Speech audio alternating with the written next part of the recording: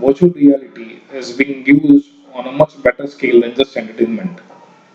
Doctors are using it to understand the conditions of patients in much higher regions, in a higher details, so they can operate on those parts very easily, intricately, and in a very successful manner.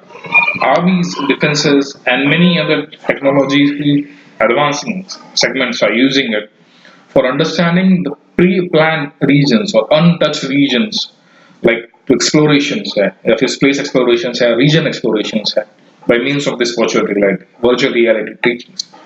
Also, VR is pretty much going into history regions, museums, arts, and any other things. You have been, it is becoming a big scope right now. It's called as virtual reality painting. People are painting, creating paintings and artistic images and artistic structures inside a virtual reality environment. This creates a very different and unique experience for the user as well. So, not just entertainment, but also many other important and key vital factor sectors of life are being influenced by virtual reality. So, it is important. Now, we are not just going to show kids how the things are being done, how virtual reality looks like. We are going to create some specific applications for them. They are going to learn how to create some virtual reality, virtual environments wherein they can experience the same things for it. So this is what virtual reality is. Enhancing whatever things which could normally be impossible, imperceivable, that can be perceived by means of virtual reality. So this is another key technology that is changing the world and it is taking the world by storm. Now coming on to the last part, the IoT, Internet of Things. Now what basically Internet of Things means and what it does is that every single appliance nowadays has a tendency to react to internet. It provides data to internet, it provides data to some other servers and gives us possible outputs to it. Now, Internet of Things basically means it's an amalgamation and a combination of multiple technologies available together in order to create a better, efficient, and more enjoyable experience for the user. This is what Internet of Things was created for. It's still doing onto that piece. Simple words में कहे जाए तो कोई भी machine एक दूसरे से दो तीन मशीन है तो वो अप्लायंसेस है इक्विपमेंट्स है तो वो एक दूसरे से बातें करते हैं based on internet connectivity or internet connectivity. They keep on collecting data from on time to time basis and they keep on sending it to the servers or to computers nearby wherein the data is processed and it translated into some useful outputs and which is further taking out in terms of any necessary moments, activities or actions. एक simple example दिया जाए IoT का तो basically ये होता है it's called as a smart home. So what the smart home does it? Alarm लगा दिया जाता है. So the moment the alarm turns on and when you turn it off, the alarm goes off, you turn it off. The alarm senses the moment acting. It gives the sensing feedback to the washer, to the washroom's heater. तो जहाँ पे आपका geyser है वो पानी गर्म करना चालू कर देगा. So the moment you get out of your bed and reach the bathroom, the water would be heated. You take a shower there. The sensor senses कि आपने नहा लिया है. You're on the way to your kitchen for eating some food. That moment you reach there, the gas stove or the oven or the toaster gets started up and it heats your food and your food is ready for you. The next thing, after you have eaten the food, timer लग जाता है. Timer के बाद, the moment you move out of it, your garage door starts opening up, getting your car ready. Similarly, the travel route is been mapped out by the internet, by the systems and wires inside it, so that you get the best route possible to your office, minimizing time slave. So, and similarly, you do your work, and when you are in work, the entire house gets secured completely, knowing that nobody is inside, so nobody should get in or neither go out. Turning off all the electrical equipment, conserving electricity at the same time, keeping an eye on any intruder that might come in. So this is what basically is Internet of Things. Equipments interact with each other on a day-to-day basis, on a time-to-time basis, and further provide sensory feedback to the server in order to get a specific output or specific actions for better efficient utilization of all resources of the time and to create a better enjoyable experience for the users. This is what Internet of Things is.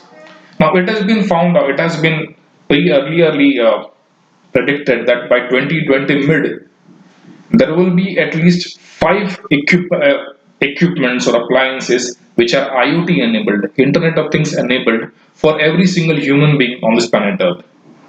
So now that explains you the kind of saturation or the kind of intensity that Internet of Things is already moving on. Many countries are having smart cities enabled nowadays. Even the buildings are smart cities, smart enabled. Fabrication industry is also becoming IoT enabled, so as to have better utilization of things.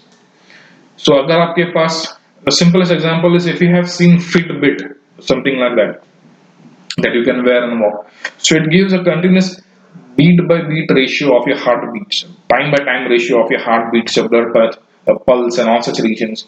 And in case of any tragedies or any issues where your blood pressure drops or something drops, it will indicate directly to your closest persons and to your nearby hospitals, including your GPS locations. So for a better servicing to you. So this is what Internet of Things is. So basically a web and amalgamations of technologies all interconnected through in manner to give better utilization of resources and efficiency output for the person enjoying it. That's what Internet of Things is.